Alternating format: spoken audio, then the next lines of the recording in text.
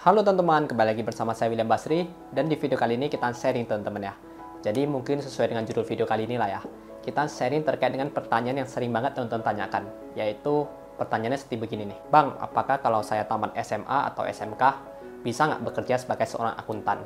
Nah, jadi mungkin di video kali ini kita akan bahas pertanyaan itu ya. Kita mengkaji lebih dalam terkait dengan pertanyaan yang muncul ini. Jadi harapan saya sih teman-teman mendapatkan insight baru atau masukan lah bagi teman-teman yang bisa menjadi referensi teman-teman. Misalnya nih, teman-teman masih SMA atau SMK atau fresh graduate. Jadi punya ancang-ancang lah, punya plan apa yang harus teman-teman persiapkan. Kembali lagi, ini kan bersifat sharing ya. Jadi bisa jadi benar, bisa jadi salah. Teman-teman ambil saja hal positifnya. Oke teman-teman, jadi kita mulai bahas ya. Ini pertanyaannya menarik banget. Apakah jika saya tamat SMA atau SMK nih, ini kan masih fresh graduate ya, dan ilmunya itu belum spesifik, bisa nggak bekerja sebagai seorang akuntan? Untuk pertanyaan seperti begitu sebenarnya jawabannya bisa juga. Pasti bisa lah. Kenapa? Karena saya dulu juga gitu kok. Saya tamat SMA langsung jadi akunting dengan berbagai kelemahan saya. Tapi kejadian di diri saya tidak bisa saya itu menjadikan motivasi untuk teman-teman. Tapi kita coba lebih realistis dan melihat peluang yang lebih besar. Jadi ketika muncul pertanyaan, Bang, apakah jika saya tamat SMA bisa menjadi akuntan nggak? Bisa bekerja sebagai akuntan nggak? Di kata akuntannya itu saya buang dulu teman-teman. Jadi kita ganti pertanyaan menjadi, Bang, apakah ketika saya tamat SMA atau SMK bisa bekerja nggak? Bisa bekerja. Nah, itu dengan lantang pasti saya katakan bisa. Kenapa? Karena teman-teman sudah memiliki modal, yaitu ijazah. Dengan ijazah teman-teman bisa lamar pekerjaan. Oke ya, di situ mungkin udah agak clear teman-teman ya. Akuntannya kita belakangan dulu, nanti kita bahas di sesi akhir. Jika saya katakan bisa, kita harus menyusun dulu time frame ya. Time frame-nya itu apa? Teman-teman tamat sekolah, punya ijazah. Ijazah itu dipakai untuk menyusun lamaran pekerjaan ya. Untuk menyusun lamaran pekerjaan saya ada videonya, teman-teman mungkin boleh nonton menjadikan referensi juga ya, tips-tipsnya. Setelah membuat lamaran pekerjaan, teman-teman mencari lowongan ya. Terus masuklah tahap seleksi. Ya, teman-teman melamar, dites. Setelah dites baru teman-teman mendapat pekerjaan. Masalah muncul itu di tahap seleksi. Di seleksi ini cenderung banyak yang gagal. Kenapa? Mungkin alasannya muncul. Ya bang, dia punya orang dalam. Ya bang, dia lebih pintar. Ya bang, gini-ginilah, banyaklah alasannya. Dan di tahap seleksi ini selalu menjadi masalah. Sebenarnya ketika ada masalah yang muncul, ya masalahnya itu kan masalah seleksi ya. Di masalah proses seleksi, kita harus memberikan teman-teman kenapa hal itu terjadi dan apa solusinya. Ya, di seleksi banyak teman-teman kita sering gagal. Saya dulu juga sama kok teman-teman. Saya pada saat awal pertama kali fresh graduate, saya melamar ada belasan perusahaan, semuanya tolak saya. Saya berpikir, kenapa saya gagal? Kenapa saya nggak bisa diterima? Setelah kita kaji, ya ternyata skill kita memang harus diakui teman-teman. Kita itu tamat SMA itu sangat bisa dikatakan nggak tahu apa-apa, ya sangat blank lah, seperti kertas putih gitu, nggak terisi apa-apa. Jadi orang itu kalau mau menerima kita, dia tuh harus mentraining kita lagi, ya. Dan training itu ya butuh waktu. Jadi supaya memudahkan mereka itu mentraining kita, at least kita itu memiliki skill-skill umum. Jadi teman-teman yang masih SMA nih, usahakan itu tentu memiliki soft skill. Ya saya katakan soft skill ini bukan berarti harus skill-skill yang hebat ya. Enggak, skill-skill yang simple tapi sangat bermanfaat bagi dunia kerja. Contoh apa? Contoh yang pertama pastinya komputerisasi. Komputerisasi itu kalau di spesifik pasti Microsoft Office. Teman-teman udah pasti harus bisa menguasai komputer. Ya, teman-teman pasti tahu lah bagaimana mengoperasikan komputer. Contoh seperti sekarang mungkin teman-teman nonton YouTube ini ya. Saya kurang tahu apakah teman-teman dari handphone atau dari komputer, tapi kalau teman-teman dari komputer, at least kan sudah bisa ya hidupkan komputer, buka Chrome dan lain sebagainya pasti udah tahu. Perdalam di ilmu Microsoft Office, Microsoft Word atau Excel. Excel juga saya nggak mengatakan bahwa teman-teman tuh harus bisa semua rumus. Contoh rumus if, VLOOKUP, HLOOKUP itu ya nggak perlu, tapi at least teman-teman tahu rumus formula ya, plus, minus, kurang, sum ya, tahu cara buat table dan lain sebagainya. Microsoft Word juga tahu cara buat table dan lain sebagainya. Itu skill-skill itu sebenarnya sangat berguna di dunia kerja meskipun simple ya, tapi teman-teman akan menghadapi hal tersebut berulang-ulang. Yang pertama komputerisasi. Yang kedua apa? Tentu skill filing. Sebenarnya filing ini lebih ke administrasi sih. Filing itu apa? Filing itu adalah bagaimana kita itu merapikan file ya. Sebenarnya bukan file saja, tapi semuanya lah, termasuk kayak data-data perusahaan ya, data-data folder komputer dan lain sebagainya. Perusahaan itu suka orang yang rapi. Nah, teman-teman jadi di sini yang nonton video ini misalnya masih SMA ya, dan teman-teman merasa wah saya ini orangnya kurang rapi nih. Teman-teman enggak harus menjadi rapi dalam sehari ya. Teman-teman boleh mencicil-cicil. Misalnya nih kalau kebiasaannya berantakan, mungkin teman-teman boleh belajar bagaimana cara lebih rapi ya, buat hidup teman-teman lebih teratur. Nah, itu kan sebuah poin kecil yang sangat dibutuhkan oleh perusahaan ya. Otomatis ketika teman-teman menguasai skill filing atau ya kalau di kehidupan sehari-harinya sih kerapian ya, saya yakin kok hidup teman-teman pasti berubah, pasti lebih teratur orangnya, nggak berantakan lagi. Yang ketiga apa? Yang ketiga adalah skill komunikasi. Di dunia kerja itu kita itu tidak bisa diam bagai batu ya, istilahnya kayak ditanya cuma bisa diam, grogi. Awal-awal mungkin iya, kita bisa seperti begitu ya, takut.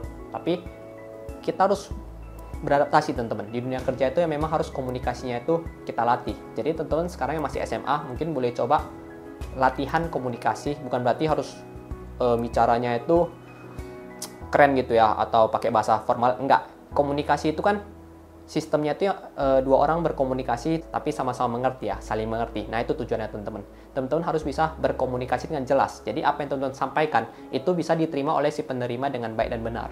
Ya, saya mungkin nggak bisa jelaskan kayak detail banget setiap sisi, tapi at least ini yang saya ingat ya. Dan biasanya sifat-sifat kecil seperti begini ini yang menggagalkan fresh graduate. Untuk fresh graduate biasanya itu pekerjaannya itu lebih ke staff admin. Nah, jadi kalau teman-teman tamat SMA atau tamat SMK, pasti teman-teman itu banyak menemukan lowongan yang berisi staff admin. Dan memang staff admin itu memang carinya itu fresh graduate ya, tamatan SMA, tamatan SMK. Staff ADM. Dan staff admin ini sebenarnya nggak simple juga, itu masih luas banget ya. Ada admin penjualan, ada admin gudang, ya, ada admin piutang, ya pokoknya admin lah. Ya, teman-teman bakal mengerjakan administrasinya semua, dan itu biasanya merangkap. Dan ya itulah tugas si fresh graduate ini. Dan di situ juga sebenarnya banyak ilmunya ya. Dan ya sebenarnya kembali lagi, meskipun saya katakan yang paling banyak staff admin, tapi untuk lulusan SMA atau fresh graduate ya tidak harus menjadi staff admin. Bisa juga menjadi marketing juga bisa, tapi karena kita ini kan channel akuntansi ya, biasanya itu sih jenjang karirnya itu dari admin nanti naik ke accounting gitu, biasanya di perusahaan.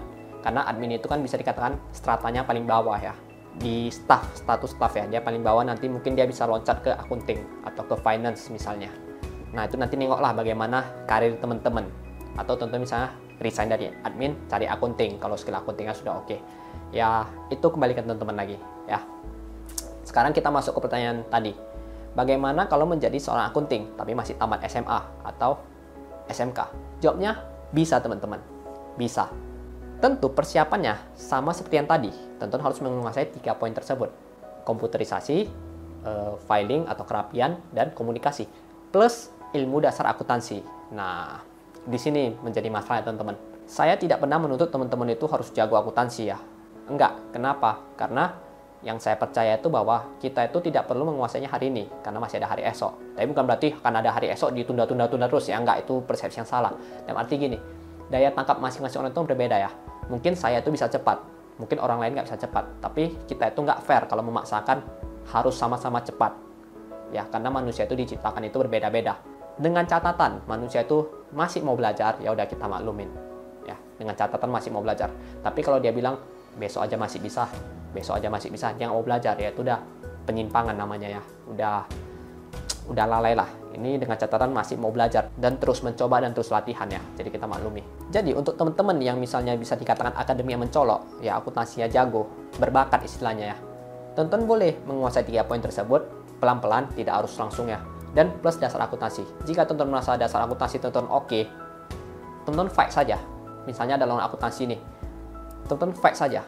Meskipun nanti biasanya itu ya kendalanya itu digaji. Misalnya nih perusahaan itu menyisihkan gaji untuk accounting 3 juta karena teman-teman mau fight di sana sebagai fresh graduate. Mungkin teman-teman nanti akan digaji sebesar 2 juta saja. Pasti berkurang dong, karena kan dia nyari S1 ya 3 juta. Tapi karena ada fresh graduate dan dia rasa mampu, teman-teman mungkin digaji 2 juta. Tapi teman-teman jangan berkecil hati, bukan masalah gajinya kecil ya. Jika teman-teman bisa menjadi seorang akuntan, itu menjadi nilai plus ya, karena teman-teman langsung punya pengalaman sebagai akuntan di saat teman-teman barusan tamat. Dan jika teman-teman sekalian kuliah juga, ini sekalian kuliah nih ya, ketika teman-teman selesai kuliah 4 tahun, teman-teman akan memiliki pengalaman kerja sebagai akunting selama 4 tahun pula. Jadi 4 tahun kuliah plus 4 tahun pengalaman, dan itu adalah suatu hal yang sangat bagus ya. Ketika teman-teman resign dari pekerjaan tersebut, ya pasti peluang teman-teman itu akan terbuka sangat lebar ya, akan sangat lebar, bisa saya katakan sangat lebar. Dan tidak harus 4 tahun juga sebenarnya. Contoh nih, teman-teman sekarang bekerja 2 tahun sebagai admin ya, masuk kuliah akuntansi juga jalan 2 tahun. Di tahun kedua teman-teman resign, cari lowongan akunting, rupanya diterima juga sebagai akunting. Ya itu juga boleh. Teman-teman ketika tamat kuliah sudah dapat pengalaman selama 2 tahun di akunting.